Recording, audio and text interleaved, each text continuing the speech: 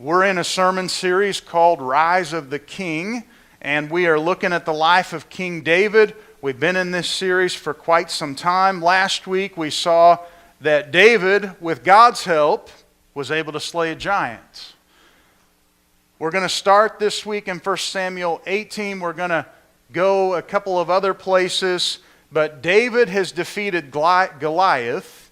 His fame is on the rise, and I really need you this morning to lean into this message. It's a message that's not like what I usually preach, but it's something that is important, maybe one of the most important things in your Christian walk. So if you don't get the area that we're talking about today right in your life, then you're never going to walk in the purpose and destiny God's called you to walk in. So make sure you're going to think, oh, this is just trivial. It's not. It's one of the most important things that you can do in your walk. In 1 Samuel 18, God gives David one of the biggest assets in his rise to kingship. God gives David a friendship with a man by the name of Jonathan. 1 Samuel 18, beginning at verse 1, as soon as he had finished speaking to Saul, the soul of Jonathan was knit to the soul of David, and Jonathan loved him as his own soul. And Saul took him that day and would not let him return to his father's house. Then Jonathan made a covenant with David because he loved him as his own soul. This is talking about a very deep friendship. When people go through battle together, this is a very appropriate message for Veterans Day Sunday. When people go through battle together, they are forever knit together. If you ever read the book or watched the HBO miniseries about the 101st Airborne Easy Company, they called that Band of Brothers. It's because they weren't just fighting along the same line, they become a group of brothers who were related because of that battle. They made a commitment to each other that they would fight alongside. And that's what David and Jonathan are doing in this passage. They're making a commitment to each other. They're saying, if things are good, I'm going to be with you. If things aren't good, I'm going to be with you. I'm going to be by your side no matter what, because we're brothers in arms. We're brothers in battle. Now, I've got to spend about the next 5 minutes addressing something that I shouldn't probably even have to address. Because in the perversity of this society today that we live in, there's a lot of people who have taken this passage out of its historical context, out of its cultural context, and they say, well, David and Jonathan were really homosexual lovers. And they'll use these passages that show that they were close, they were intimate, they were committed to each other, and they'll use those passages and say, well, it's clear that those two were in a relationship with each other. That makes me sad, because it shows how far we are from biblical friendship, that anybody who's remotely close to one another, people automatically assume are in a sexual relationship with each other. It's not the case. That's not what's going on. We cannot imagine a loyal, loving connection with somebody without there being some sexual aspect to it. And that's sad in the world we live in. The Bible contains a lot of friendships that are very close, that are not things we would do in our culture today. The Bible says John laid his head in the lap of Jesus. Now listen, I'm friends with some of you. I ain't laying my head in your lap. But we don't say John and Jesus were homosexual. No, that's not what's going on in this passage. Well, how do you know it wasn't sexual? Because the writer of 1st and 2nd Samuel tells us David is a man after God's own heart. That means he follows God's law. God's law was pretty clear that homosexuality is against the law. Jewish law could not be clearer on this. The writer never shows that David breached that. When you get into 2 Samuel, David does some pretty horrible things. We're going to see that when we get there. The writer's very quick to point out those improper things that he did. He is very clear when he points those things out, and he pulls no punches about it. He doesn't do that here. The idea that the writer is hinting that this is a homosexual relationship is ridiculous. It is. It's an example of reading the Bible with our 2025 American eyes instead of the context and in the culture in which it was written. And the fact of the matter is the Hebrew just doesn't support that when you read it. So just because the Scripture says two men loved one another doesn't mean that they were homosexuals. It doesn't mean there was a sexual relationship going on. Love, I know culture's trained us different.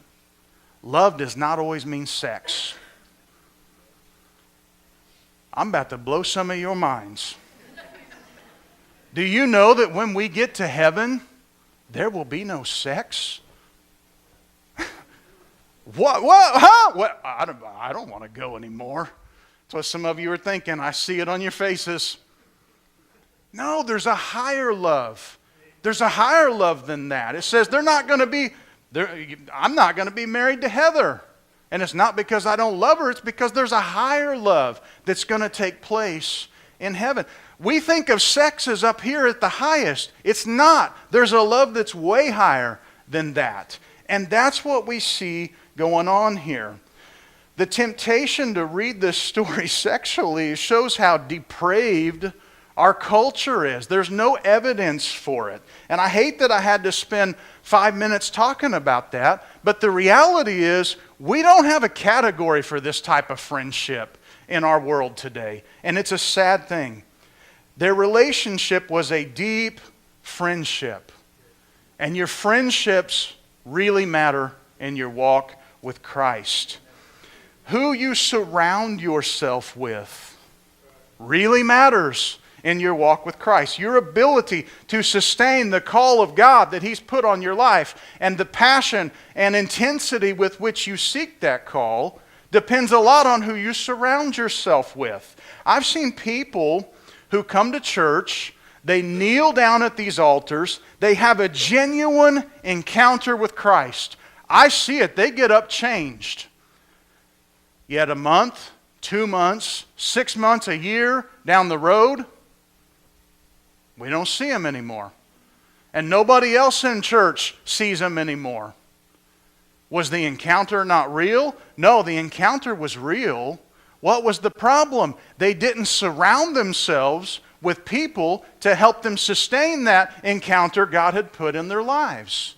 And as a result, they fell away. They fell back into where they were. It's important that you surround yourself with life-giving, godly friends in your life.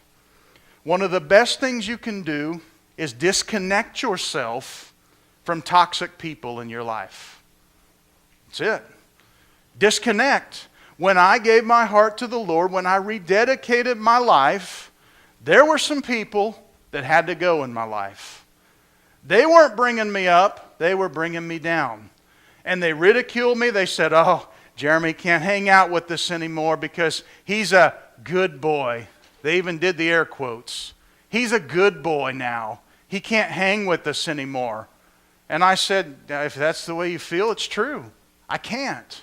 I can't hang out with you anymore because you're bringing me down. I'm not ascending to heaven. I'm going down to the pits of hell when I hang around with you." Didn't tell them that way. Please don't tell your friends that way. You want to keep your witness. And some of you are sitting here thinking, "Oh, he's preaching to these young folks today." No, I'm not. I'm preaching to every single one of us. And the reality is the older you get, the less friends you surround yourselves with. That's why we see a bunch of grumpy old men sitting at home complaining about the kids running across their backyard. I know my grandpa was one of them. It's because he didn't have any friends speaking into his life.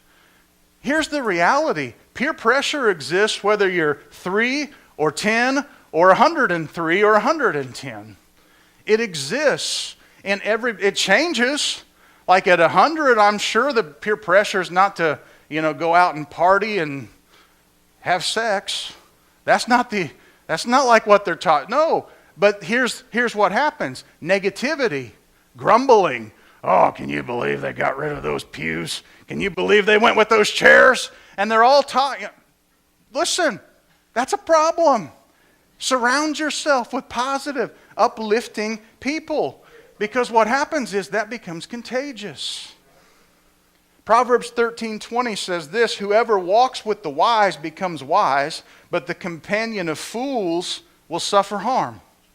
You want to be wise? Surround yourself with people who are wise.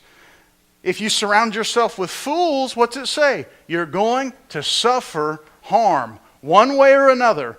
Could it be that the reason you're experiencing so much harm and hurt in your life is not that God's not there, it's not that God didn't have an encounter, but maybe it's the people who you're surrounding yourself with. Maybe they're the ones bringing the hurt into your life. Who you surround yourself with matters. Think of it this way. My grandma had leukemia. She battled it for quite some time. From the very beginning, the doctors would tell her, you probably will not die of leukemia. And I'm like, well, that doesn't make sense. She's got leukemia. They said, no, you'll probably die of pneumonia or a cold or, coronavirus back in 2020, something along those lines, something that you catch. The doctor said what happens is your immune system becomes compromised. And when your immune system becomes compromised, you need to start watching the people who you're around.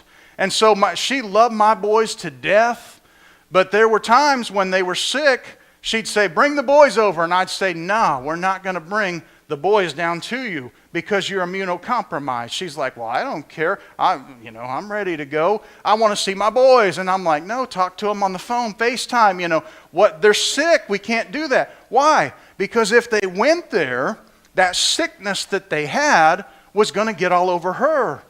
And then she, who's immunocompromised already, is going to cause her harm, potentially even death. It's the same way it is in our spiritual lives. When you come to Christ, you are immunocompromised. Don't get around the people who are unhealthy in your life. They're going to make you sick. They're going to drag you down. Somebody put it this way. You are the average of the 5 people you hang out with the most.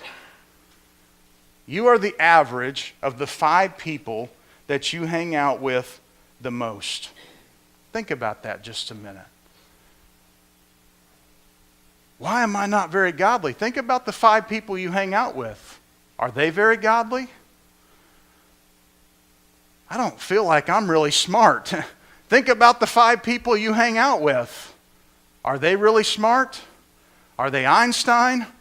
Or are they Beavis? Which one? Who are you hanging out? Think of that. You are the average of the top 5 people that you hang out with. If you want to be more spiritual, you got to start hanging out with more spiritual people. If you want to resist temptation, you got to hang out with people who resist temptation. You show me the quality of your community, and I'm going to show you how far you're going to make it in your walk with Christ. You bring your friends in, I'm going to show you exactly where. But you show me who your friends are, I'll show you who you're going to be in just a few years. We are not called to walk in Christ alone. Understand that. I know we're an individualistic society.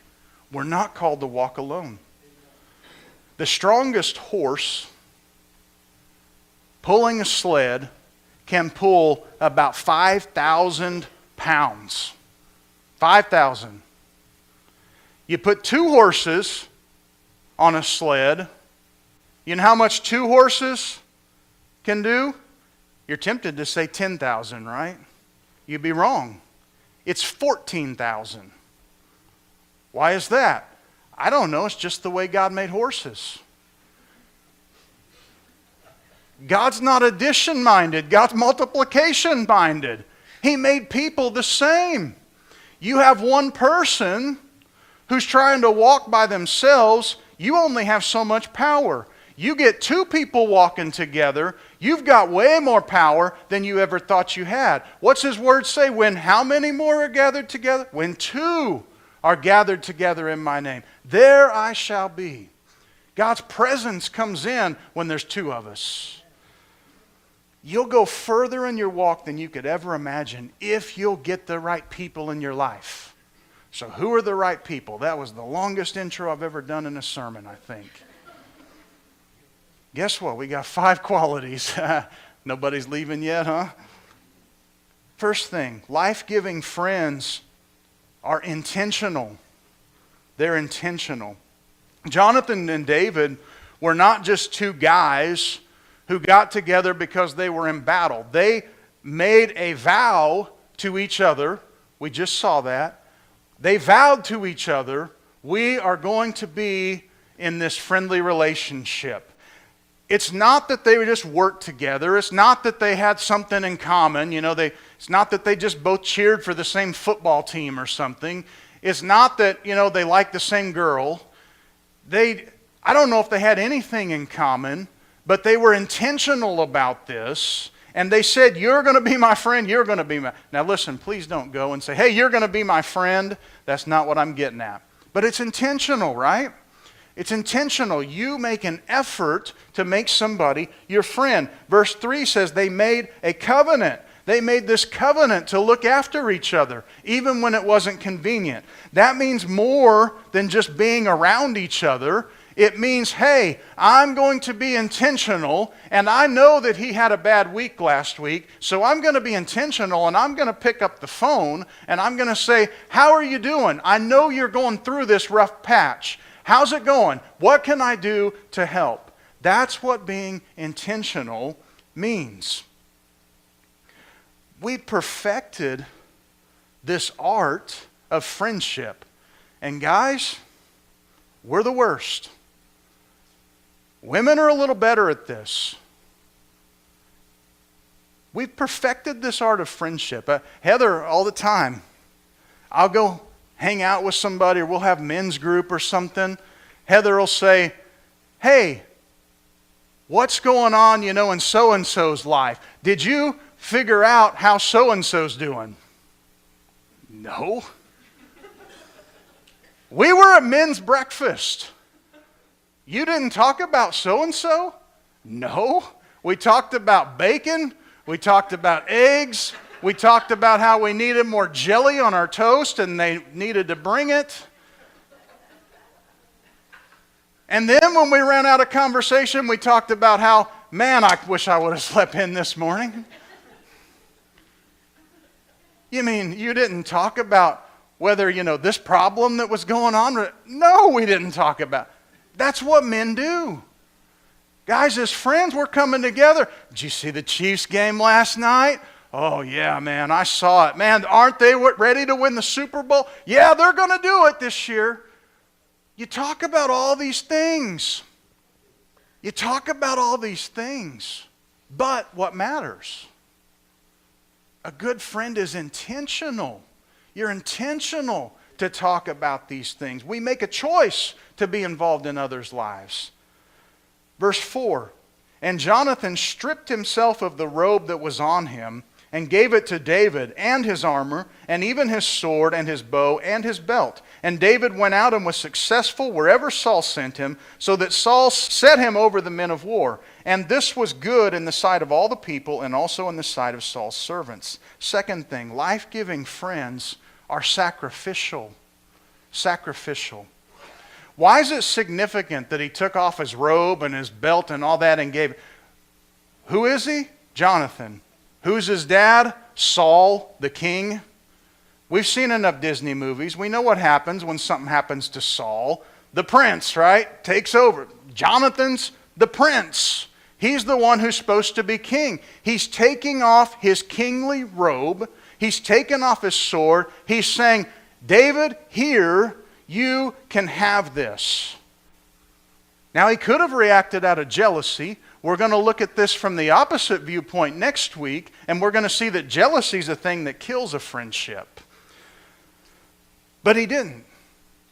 He took off his robe. He gave it to David. He said, hey, I recognize God's doing something in your life. Hey, I recognize God's put this anointing on you. I recognize you're going to be the next king, and I support that. He was sacrificial. He gave up that right to serve. If you want to have a great relationship in your life, you have got to learn sacrifice. You can't always do what you want to do. Think about a marriage. If you only do what you want to do, you're not going to be married very long, or you're going to be coming to me for marital counseling. Guys, we got to watch a rom-com on a Hallmark channel sometimes. I know. If that's what your wife's into, you got to watch it. Now listen, if it's a Christmas movie, I'm good with that. If it's anything other than a Christmas movie, I don't want to watch it. You got to do it. And ladies, you got to watch a football game with your husband or whatever he likes. You got to do that sometimes. It's called sacrifice. Listen, it's not like you're falling on a sword. I know some games seem like that to me, even as a fan. Just don't watch a Thursday night game with them. You'll be all right. You got to learn sacrifice. So many people are like, well, I don't have time for godly friends. You know, I was going to go to that men's thing that they were having the other night, but man, I worked till 6:30. It started at 7. I would have been able to make it, but man, I'm tired. I got all this stuff going on. You've got to sacrifice. You've got to sacrifice. There are times in my life I have not felt like doing things. I've had to sacrifice. This guy sitting right here on the front row has sacrificed a bunch in my life. There's times I remember we're sitting there outside of our living room and this water just starts dripping down and I'm like, man, I don't have a clue what's going on. Listen, I can barely tighten a bolt, right? I am not mechanical. And I said, you know, I bet who would know? John. And so I get him on FaceTime. And I'm like, can you show me what this is? Can you tell me what I need to do here? Do I need to tighten this? And I'm like holding something up to it's awful image, like he can't see anything. He's like, hang on, I'm going to come over. And he came over and he was able to fix that for us. He was able to tighten it when I didn't. That's sacrifice. On the other hand, there have been times when he's called me. I remember he called me on a Friday night one time, said, hey, what are you doing? Could you go to Mount Vernon? I need to pick up a dresser? What was it that we had? A table. He's like, yeah, I need you to help me pick up a table. I'm like, you know, is that convenient? No. Was it convenient for him to come to my house at the drop of a hat? No. But it's sacrifice. That's what friends do. That's what you do in your marriage. It's sacrifice. I know it's counter to our culture. I know that in the culture everything's me, me, me. It's all about me. But that's not God's culture. And if we look at other scripture, Romans 12:10 says this, love one another with brotherly affection. Listen to this. Outdo one another in showing honor. Philippians 2:3, do nothing from selfish ambition or conceit, but in humility count others more significant than yourselves. If you want a life-giving friendship, you can't listen to society or psychologists or TikTok. You can't listen to those things. You need to listen to God's Word, and that requires sacrifice. You need life-giving friendships because God will bring the encounter to your life, but life-giving friends are going to help you sustain that encounter.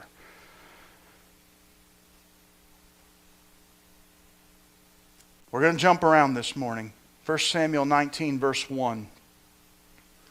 And Saul spoke to Jonathan his son and to all his servants that they should kill David. But Jonathan, Saul's son, delighted much in David. Why was Saul wanting to kill David? We'll come back to that next week. But it's jealousy. That's the simple matter. He heard them singing. He heard some ladies singing. And they said, Saul has killed his thousands. David's killed his 10,000s. It made him jealous. He went down this path that he's trying to kill David all the time. We'll look at that. We're not skipping over it just for this message. Verse 2. Jonathan told David, Saul, my father, seeks to kill you. Therefore, be on your guard in the morning. Stay in a secret place and hide yourself. Third thing, life-giving friends are always truthful. Truthful. Jonathan told David some hard things and some awkward things at times. I don't imagine it was a very good place for Jonathan to be in because it's his dad who's trying to kill David. That puts him in an awkward spot. Who's he more loyal to, his dad or his friend? Well, his friend's the one that's in the right. He's more loyal to David in this instance, but he's not out there just trying to make the peace between everybody. No, he's doing what's right. He's doing what's truthful, and he's trying to save David's life. So he goes to him and he says, this is a little awkward, but my dad's trying to kill you. Just want you to know that. A true friend thinks about your safety and your success more than they do their own comfort. That's a true friend right there. You've heard me give this illustration. If I got a booger in my mustache, would somebody please tell me? I don't want to walk around that way. A true friend says, hey, there's something right there. You know, listen, please don't shout from the back, hey, pastor, you got a booger in your mustache. No. Do this or something, I don't know. But you gotta be honest. You need to tell people about those things. Jonathan has this crucial conversation. Something I need to tell you, my dad's trying to kill you. You need and should want somebody who's willing to speak into your life and to challenge you. To challenge you. A God-giving or life-giving, godly friend needs the permission in your life to address issues that are going to come up. So many times we surround ourselves with people who think the exact same way that we think. And we want them to affirm everything that's going on in our life. Oh, I'm going to put him in my life. He's going to tell me everything I'm doing is just appropriate. He's going to tell me everything. She's going to come along and she's going to say, oh, you're so beautiful today. No, we need people in our lives who are going to tell us the truth, who are telling us you're going down a path that you don't need to go down. We need people in our lives who are willing to speak into our lives. Don't just surround yourself with yes people. When we went from network council status to general council status, when we had our first board meeting, every board member here will attest to this, I told them this: I do not want you to be just a yes man to me. I want you to challenge me if I'm doing something you don't feel is in the best interest of the church. Now, we may end up going that direction. We'll discuss that. We'll talk about it. We'll weigh the pros. We'll weigh the cons. Maybe your way's not going to come through, but when we walk out of this room, we're united as one. We'll have talked about it. We'll have discussed the concerns, and you'll be able to speak into my life or the church's life. You need friends like that in your life. But if you want somebody affirming, just get a TikTok account.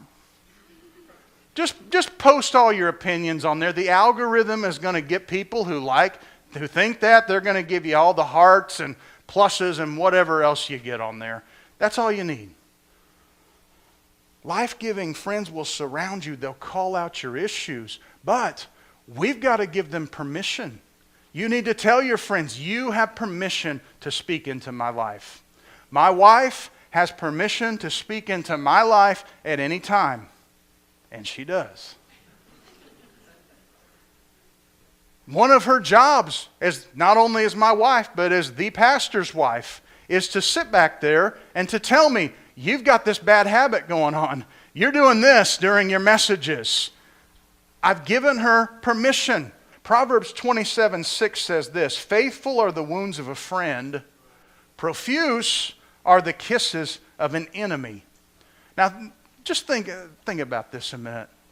Proverbs is a book of wisdom, right? Everybody agree to that? Who wrote Proverbs? Solomon. Who's Solomon? David's son. Where do we usually get our wisdom? Now, Solomon got some from God. There's no question about that.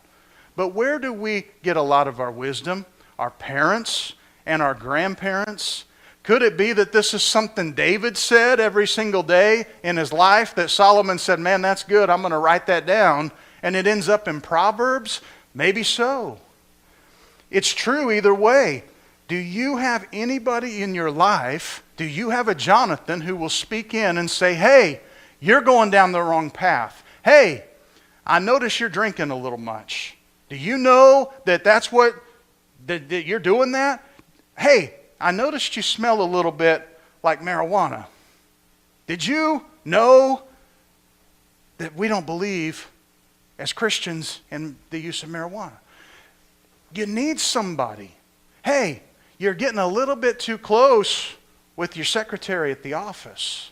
I've noticed some things that are a little bit off. You're getting a little too friendly with that. We need somebody who can speak into our lives. Do you have anybody? We don't want just some shallow relationship. Give somebody permission to speak into your life. Tell them they have that permission. Proverbs 27:17 says this, iron sharpens iron. Everybody heard that before? What's that mean? There's got to be some friction. Your friend has to have some friction to speak into your life. Don't take it personally. Listen to them. Don't get defensive. Hear them out. Pray about it. Ask God, is he right? Is she right?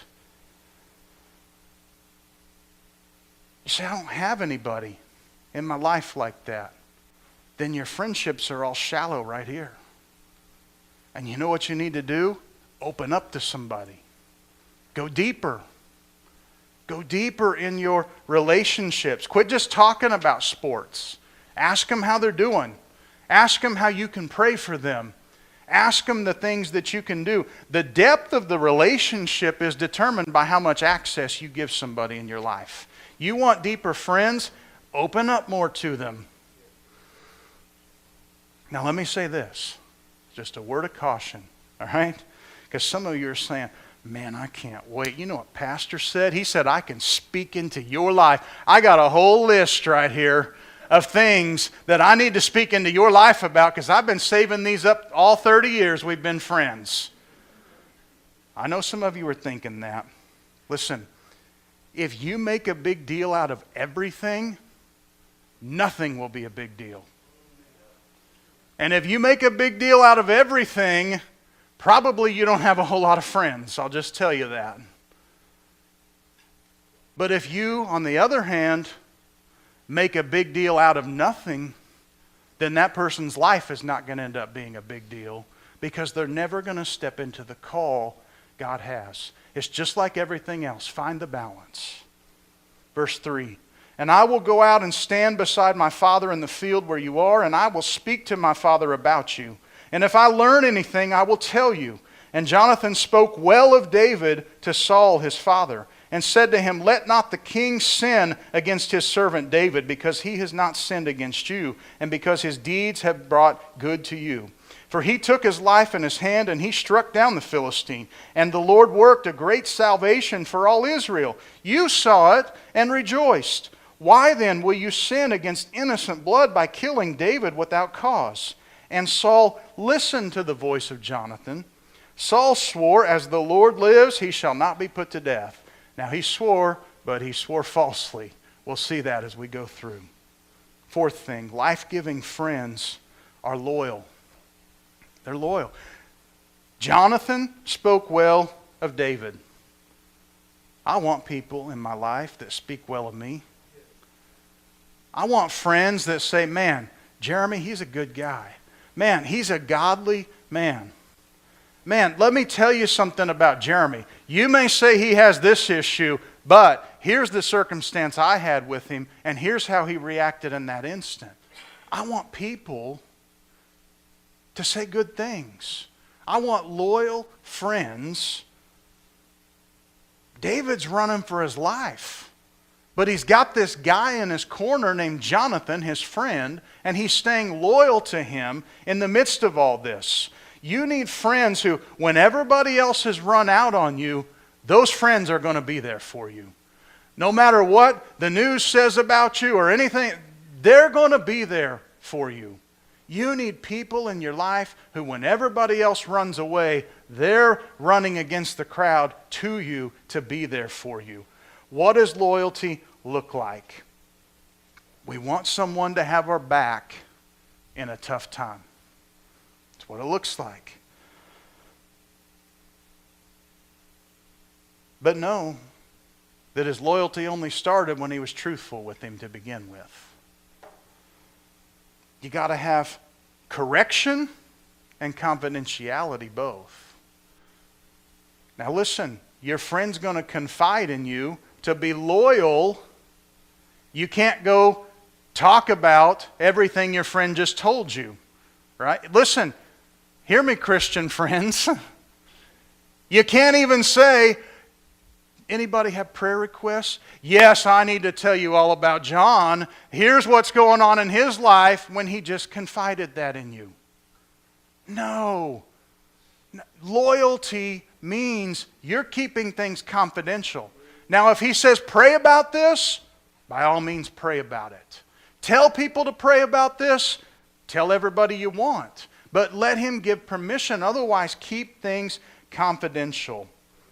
You need loyal friends. Disloyal friends are the people who are gone. You want the perfect example? Disloyal friends are Patriots fans. Right? They were there from 2000 up through 2020. Now they're cheering for the Chiefs because that's the new dynasty. You don't want a friend like that who's going to leave you when things turn bad. Things may turn around. Patriots are doing pretty good this year. Means standing up for that person. You know what it doesn't mean? Talking behind their back. Hey, let me tell you something about this guy. I just told him what a great person he is, but, here's what I really meant to say. He was in the room, so I couldn't really tell you what I want. That's not loyalty. It's not loyalty.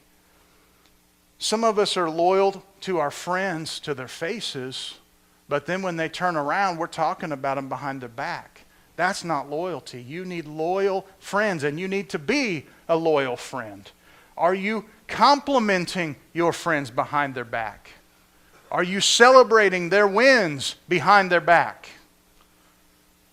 How are you talking about your friends behind their back? Here's how Paul puts loyalty in Ephesians 4:29.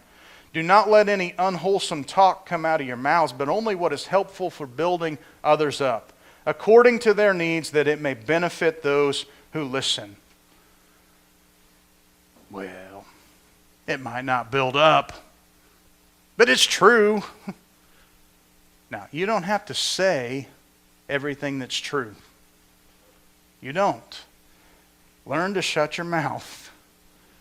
Build each other up. If it's negative, shut up about it. Build somebody up. Why do we build them up? It says it's according to their needs so that the people listening benefit. It's because that person you're talking to needs to know what a great person your friend is because they may need a friend. It's for that person's benefit. Let your words build people up, not tear them down. One last passage. Turn over to 1 Samuel 23.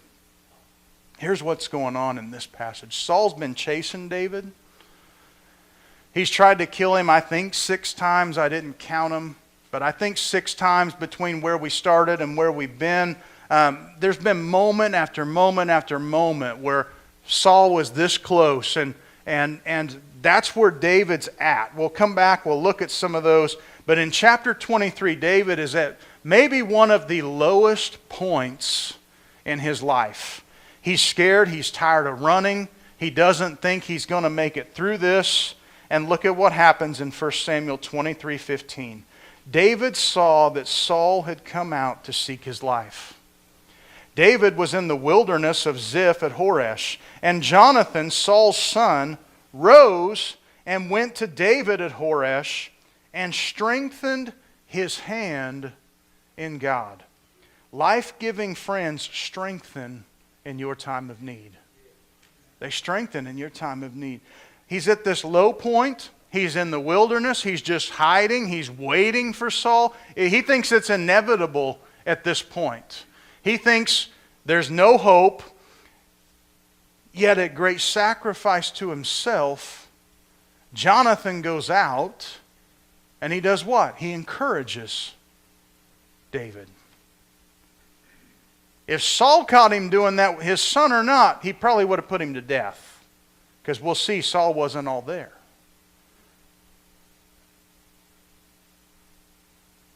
Yet he still goes out, risks his own life to encourage somebody else.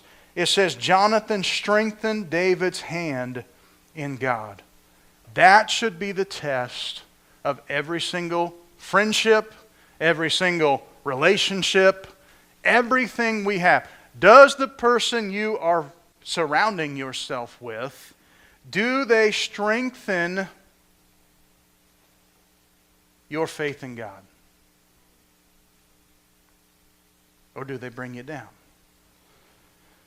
When you're weak, do your friends help you?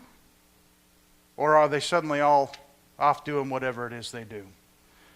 Jonathan said, there's nothing that I can do about this situation. I've done everything I can. I talked to him. He swore that he wouldn't kill you. He went back on his word.